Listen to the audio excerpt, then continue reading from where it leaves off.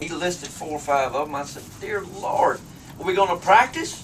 Practice? I said, I can't even sing that high. So, but I got to sing on the Grand Ole Opry with Larry Gatlin. Wow. Rascal Flats. That is a big deal. Bob, may I be serious a minute? First of all, he sang great, and I love Phillips, Craig, and Dean. They're really good. And mercy came a running. Ooh. That's a Gatlin sound. Oh, howdy, that's a great sound. I'd have written that song if I'd known the words.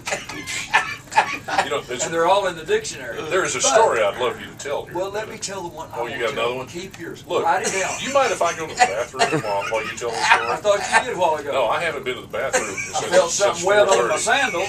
Okay, here's what I'm going to do. Some boots. You wanted to host a talk show? Yep. All right, I'm going to the bathroom. I'm serious. No, Lord, It's been since 4:30. No, I got it. I really do. Okay, go. We've got it. You got it? All right. Folks up in radio land. Troy, watch this thing for me, will you? Well, folks, pray for us. Well, yes, I'll pray. Pray for us anyway. No, I want all of you dear friends in Austin. My wife Janice and I left Nashville 21 years ago. I thought that our career was kind of headed down the other side of that mountain, and I knew that God was going to take care of us. He always does, and I'm being serious right now. But I did not want to stay around Nashville and kind of become a caricature of myself, or them having to do a benefit to pay the last bus payment and bury me. I just didn't want to do that. So I felt God leading us. We came back to Austin.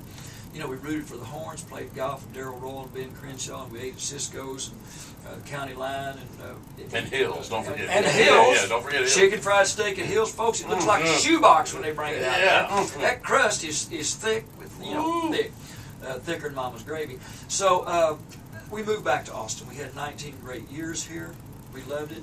But then, really, the good Lord worked in some mysterious ways. Some people in Nashville wanted me to, I thought it was over, the career. What I didn't realize is these kids, Randy and Troy, they were being taken to school.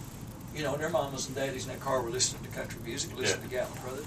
And people like John Rich and Leslie Satcher. And I'm going to write songs next week with Kelly Pickler and with Rodney Atkins and some people like that. So we've been very blessed. We moved back to Nashville because that's where my part of country music, that's where the home still is. I never was a big part of the Texas scene.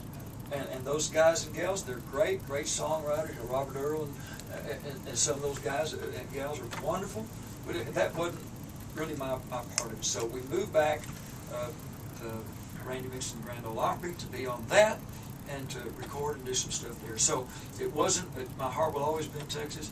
And as soon as we have a big old hit record, Janice and I are going to get an apartment or something back downtown, and we're Texans. So I wasn't mad at anybody, and thank God nobody was mad at me except Bob. You're just jealous because I'm cute. He left the building. Yeah. He left. He left. So how often do y'all get back to Austin?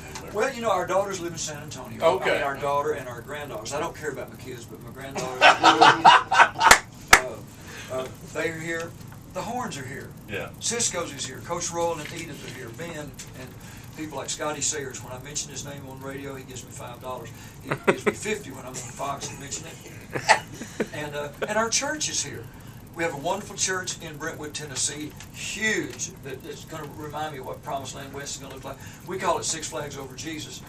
There in Brentwood, but our home church, Pastor Randy is our home pastor. That's our church, and we're grateful for the great things God is doing. So that's all seriousness. I didn't leave Austin because I was mad or anything else. I needed some mailbox money. Yeah. Mailbox money is a wonderful thing. We do miss you, Larry. Well, I appreciate that. I miss it. I'm going to come back, Troy, to answer your question. I'm going to try to come back 2 or 3 times in the fall, especially to watch the Horns beat somebody over at Darrell K. Royal Memorial Stadium. Well, you'll be here that weekend. Are we playing? Is that a home game that November 11th? Is that Veterans Day weekend? I forget whether it's a home game that weekend. But I don't know. But this is Sunday night. So yeah, Sunday. Yeah. So now remind everybody about November 11th, Veterans Day. Veterans Day, man, it's going to be great. Governor Mike Huckabee, first time Larry he's ever been to Austin. I didn't know that. And Larry Gatlin and the Gatlin brothers, former POW Jessica Lynch. And you can get your tickets by going to serveourcity.com. Serveourcity.com. Larry has got an incredible benefit that we're going to bless that night. Yeah. And it helps veterans and their families. Just a think great called thing. You know, TAMS. I got to tell you too. Looked it up We did just not now. miss you. You know, Larry, I did. You know how relieved I was walking in the room and see it was Randy talking and not Larry. November the 10th is the UT, the Horns against Iowa State Is it ball Aggies? game. Is it Aggies? Oh no, we No, don't. no, that's good. Oh, That's a game. That's a game. That's a game here in Austin. Little ladies of the poor, isn't it? Yeah. Hey, do you know why the Aggies dropped us from the schedule? Now, Larry, Because they're Aggies. I don't know that you argue with. I don't know that you argue with that, Larry. There's two ways to take that. Can I tell y'all a funny story that's Oh. true? An Aggie ex, this is a true story. It's a good friend of Coach Roy. They played golf together, and this Aggie ex asked Daryl if he'd write a letter of recommendation for his son. Daryl said, "Well, sure." He'd known the kid since he was born.